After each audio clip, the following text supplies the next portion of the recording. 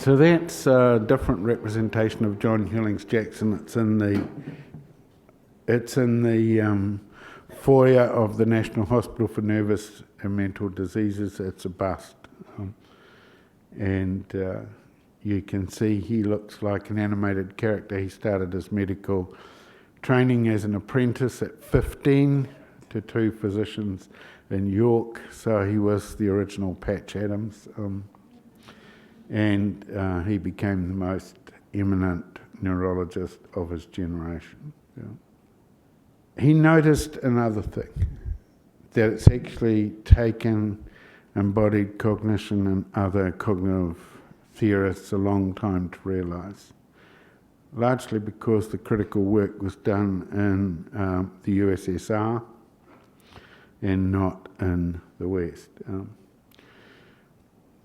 What he realised is that the whole nervous system in a human being is organised with the service of words. That words, conversations, people we talk to, things we talk about, actually creep through our whole system of cognitive representations and help us reorganise them. So that particular strand of his thought was prominently noticed in the European continent much more than in the United Kingdom, and picked up in continental experiments in psychology, and actually the strand was much more strongly picked up for political reasons in the USSR, initially by Lev Vygotsky, a cognitive developmentalist, and then by A.R. Luria, who again became one of the greatest neuropsychologists of his generation. Recently, we've begun to revive an interest in this. We've begun to realise that most of our reasoning processes are actually internal reiterations of arguments we've had, when we think about arguments in the broadest possible way. Informative, vigorous, sincere discussions of topics where we are looking for help in understanding what's going on. That was how Aristotle understood argument. That's how we do our reasoning. And fortunately, we get a glimpse into it at a certain stage of child development, when the moment they're faced with a difficult problem, the child will start talking to themselves about how the problem ought to be solved. And surprise, surprise, surprise, the phrases, the words, even the tone of voice they use in talking themselves through the problem will be the tone of one of their parents, often I might say the mother.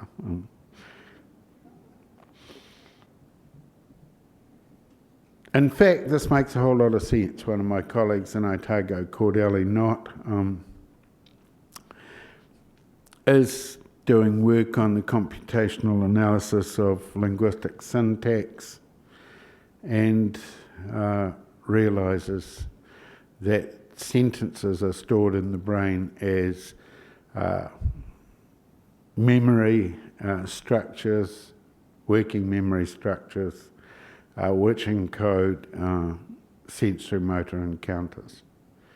The man picked up the cup is based on an encoding of the action of picking up the cup.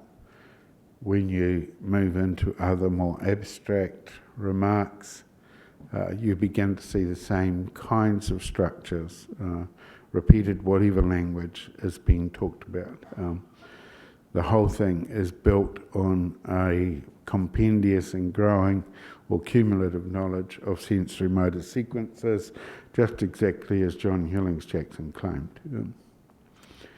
In fact, the work doing the philosophy behind all this was also proceeding apace, but again in continental Europe, and somewhat under the influence of the thinker at the top of those two pictures, Maurice Merleau-Ponty, a French phenomenologist.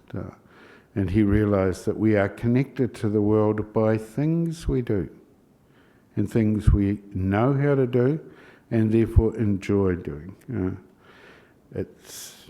And our cognition is very much secondary to that repertoire of techniques and abilities. So when we stop doing things, for instance, by sitting in a chair 23 hours and 55 minutes a day, we stop being connected to the world cognitively. And if you give people pen and paper tests and don't cater for their sensory motor engagement with the world, you will completely skew your assessment and their assessment of their own cognitive abilities. And in fact, undermine their ability to enhance those cognitive abilities. In fact, that goes for everything. The other thing we're doing all the time is not just interacting with the world in a sensory motor way, but actually interacting with each other in a very responsive, emotive way. Starts when you're born, about 2 hours after you're born. When your mother pulls a face at you, you try to pull the same face back. You don't know what you're doing, but you're starting to build into yourself a structure of connections, associations in your mirror neurons, which are going to stand you in good stead for the rest of your life in terms of developing your cognitive abilities in company with other people. Starts when you're about 2, reaches a junction at 9 months, when suddenly you take a cognitive leap up because you begin to understand that other people are really trying to communicate with you. And that is a realization that no other primate ever has. Other primates imitate, give clues away as to what they're doing, learn to read those clues from each other. They do not ever understand that another creature like them is trying to communicate with them, trying to get something across. But human beings from the age of 9 months understand that very clearly. And so then they have this fantastic, what one philosopher has called cognitive slingshot, to suddenly unravel the secrets of the world. It's not that difficult. Other people are trying to tell you them. So just listen up. In all these cases, we see a person mixed up in it, engaged with it, doing stuff, sensing the results of what they're doing, feeling the results of what they're doing, seeing the reflection back of their emotional relationship to another person. In each case, there's this resonance or cycle between what you do and what you get back. And the more you're in those cycles and moving comfortably in them, the more your cognition has a secure basis to work from. Because cognition is really just the higher order integration